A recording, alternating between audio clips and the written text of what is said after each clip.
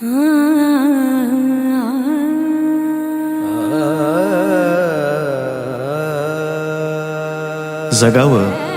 त्या एका व्यक्तीसाठी, तिच्या आनंदासाठी, तिच्या हसण्यासाठी.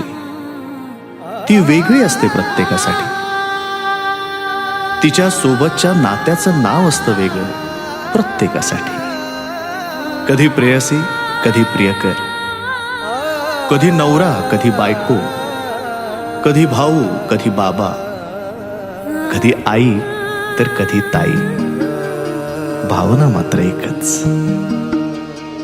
कधी हसणार आहे, कधी रडणार आहे, कधी हसणार आहे, कधी रडणार आहे.